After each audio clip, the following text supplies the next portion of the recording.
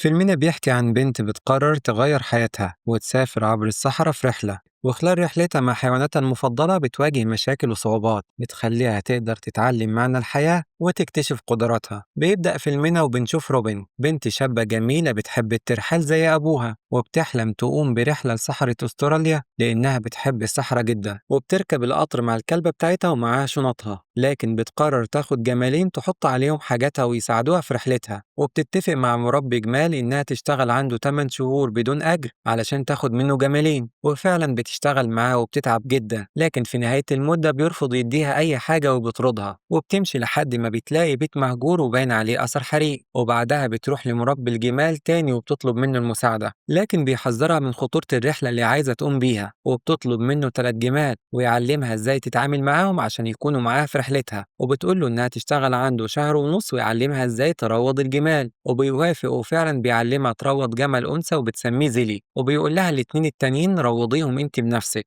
وفي يوم بتتفاجئ بواحدة صاحبتها دورت عليها لحد ما عرفت مكانها، وبتيجي بالعربية ومعاها مجموعة من صحابها وبتعرف روبن عليهم، وبيقضوا معاها وقت وبيتكلموا عن رحلة روبن لصحراء استراليا. وبيعرض عليها واحد منهم انه يساعدها لكن هي بترفض، وبتقول لهم انها هتعمل كده لوحدها وبدون مساعدة. وبعدها بيودعوها وبيمشوا، وصاحبتها بتقولها خلي بالك من نفسك وخلصي رحلتك وارجعي بسرعة. وتاني يوم بتكون مع مروض الجمال والجمل بتاعها، وبيقول لها ان الجمل حامل، وكمان بيعرفها ان مربي الجمال اللي ضحك عليها ومرضاش يديها الجملين بتوعها مقابل خدمتها ليه 8 شهور باع المزرعة بتاعته. ولما بتعرف كده بتروح للمشتري الجديد علشان تقول له انها كان ليها جمالين وبتطلب منه يديها واحد، وبيقول لها انه لما باع له المزرعة ما قالوش ان في حد له جمال، وبيكون مش عارف يتعامل مع الجمل ولا بيروضه. وهي بحكم انها كانت بتخدم الجمال لمدة طويلة قدرت تعمل كده بمنتهى السهولة. وبعدها بيوافق يديها جمالين دوكي وبوب، وكمان الجمل زيلي بتولد جولايس. وبعدها بتراس ناشونال جيوغرافيك علشان يكونوا داعمين ليها لرحلتها وكمان يوثقوها. وبعدها بيبلغها مروض الجمال ان جالها رسالة وبتلاقي فيها ان مبعوت لها فلوس من مجلة بتدعم الرحلات الاستكشافية، وبتفتكر صديق صاحبتها واسمه ريك اللي عرض عليها المساعدة وهي رفضت، وبيكون هو السبب في انه بيبعتوا لها فلوس. وبعدها بنشوف ابوها واختها وولادها جايين يودعوها قبل ما تقوم برحلتها، وكمان بيجي ريك وبتعرفوا على ابوها واختها وبتعرفهم عليه وبتقول لهم انه بيشتغل مصور في مجلة، وجايب لها بعض الحاجات اللي هتحتاجها جهاز ارسال ومولد علشان يقدروا يتواصلوا معاها.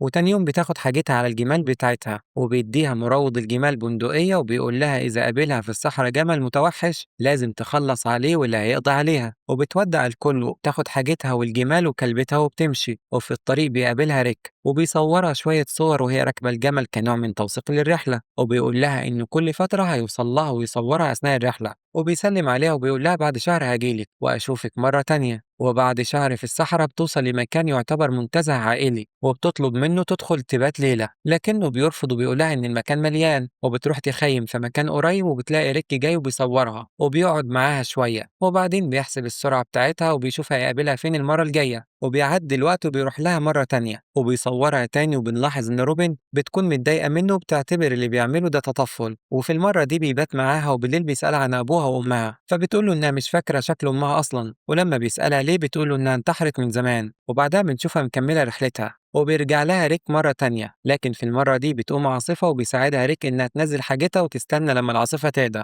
وبتتعب جدا روبن وبتعيط وبيقرب منها ريك وحاول يهديها، وحصل بينهم علاقة. وتاني يوم قامت تكمل طريقها وبيقول لها ريك إنه عاوز يستنى معاها كام يوم، لكن هي بترفض وبيقول لها خلاص هشوفك بعد 5 أسابيع. وبتوصل بعد شوية لمكان زي فيه حمام سباحة وبتنزل تعوم فيه وبتكون مبسوطة. وبتصحى تاني يوم مش بتلاقي الجمال جنبها، بتفضل تنادي عليهم، ولما بتلاقيهم بعد وقت بتمسك عصاية من الأرض وتضرب دوكي وتقول له إياك تسيبني مرة تانية. وبتكمل طريقها وبتكون وصلت لمكان فيه ناس وبيكون ريك منتظرها، والمرة دي بيسلم عليها بحب غير كل المرات اللي فاتت. وبيقابلها كبير القرية اللي وصلت عندها وبيرحب بيها وبيقول لها أهلا بمربية الجمال، كل الناس بتناديكي بمربية الجمال وأي مكان بتعدي عليه بيقولوا مربية الجمال كانت هنا. وبيصورهم ريك وهما بيسلموا على بعض، وبعدها بيدخل يصورها في المكان اللي هتقعد فيه، وبتقول له ممكن تبطل تصورني شوية. وقتها بيقول لها ريك أنا بعمل شغلي، فبتقول له إن الصور دي كلها مش مهمة في أي حاجة، لكن هو بيقول لها إن الصور دي هتتنشر في المجلة والناس هتشوفها. وبيفكرها وبيقول لها لولا المجلة دي ما كنتيش أنت قمت برحلتك. وبعدها بنشوف الستات في المكان بتغني وبترقص وبيخلي روبن ترقص معاهم. وبالليل بيتسحب ريك وبيروح يصور أهل القرية وهم بيعملوا طقوس خاصة وسرية. ولما بتعرف روبن بتقوله ليه عملت كده، فبيقول لها إنه محدش شافه. وتاني يوم بيمشي ريك وبتقعد روبن مع كبير القرية وبيشوف على الخريطة الأماكن اللي هتعدي عليها، وبيقول لها إن الأماكن دي مقدسة ومش هيسمحوا لها إنها تدخل، ولازم يكون معاها راجل كبير علشان يكون دليلها. وبيقول لها إنه هيحاول يخلي واحد من أهل القرية يروحوا معاها. وبعدها بيجي يقول لها إن محدش وافق يروح معاها بسبب ريك إنه صور الطقوس السرية بتاعتهم. وبتعتذر لهم وبتاخد الجمال وبتمشي. وفي الطريق بتقعد ترتاح وتاكل، لكن بتشوف 3 من الجمال الوحشية وبتفتكر كلام مروض الجمال لما قال لها لو هاجم الجمل وحش اقتليه. وبتجيب البندقية وبتخلص عليهم وبتكمل طريقها وبتكون تعبانة على الآخر لحد لما بتوصل لمكان فيه مية بتوقف الجمال تشرب. وبتقابل هناك مجموعة من الرجال الكبار في السن وبيسألوها عن المكان اللي رايحة له، وبتقول لهم عليه. وقتها بيقول لها إن الطريق ده كله مخاطر ولازم يكون في مرافق ليها. وواحد منهم بيتطوع إنه بيروح معاها طريقها وبيكملوا طريقهم مع بعض لحد ما بيوصلوا لمكان واحد اسمه جليندون صاحب مركز البريد. ولما بتقعد معاه بتحكي له عن ريك وقد إيه هو لطيف، لكن مش بتحب إنه يصورها كل شوية. وبيرحب بيها وبيقول لها تقدر تقعد زي ما هي عايزة. وبتقعد شوية مع العجوز اللي في رحلتها وبتسأله إذا كان هيقدر يكمل معاها طريقها. بيقول لها إن الطريق طويل وبعيد وإن الجزمة بتاعته مش مناسبة. وبتطلب من جليندون يجيب له جزمة. وبتقول تفتكر إنه هيقدر يكمل معاها الطريق. وبيقول لها إن الراجل ده أقوى منها وهيكمل معاها الطريق. وبيودعوه وبيتفكروا إن يبعت الرسالة بتاعتها ضروري وبيكملوا طريقهم. وفي الطريق جولايس رجله بتوجعه من شدة حرارة الأرض، فبتلبسه حاجة زي القماش تقيل على رجله تحميه من الحرارة. وبيكملوا الطريق وبيقابلهم مجموعة من السائحين وبيصوروهم. ولما بيضايقوا روبن العجوز إيدي بيحل المشكلة. وبعدها بيصطادوا غزالة وبيقعدوا ياكلوها. وبيوصل ريك وبتعرفهم على بعض وبتقوله إن ده إيدي مرافق رحلتها. وبيقول لها ريك إنه استلم رسالتها وجايب لها البندقية اللي طلبتها. وبعدها بيمشوا مكملين طريقهم روبن وإيدي لحد لما بيوصلوا لمكان بيقعدوا فيه يرتاحوا. وبتدرس روبن الخريطة علشان تعرف طريقها كويس. وفي الوقت ده بييجوا أصحاب إيدي ياخدوه وبتكمل هي الطريق لوحدها. وقبل ما بيمشي إيدي بيديها حجر، هو بيفتكر إنه بيجلب الحظ وبيودعها وبيمشي. وفي الطريق بتكتشف إن البوصلة بتاعتها وقعت منها، فبتسيب الجمال جنب الحاجات بتاعتها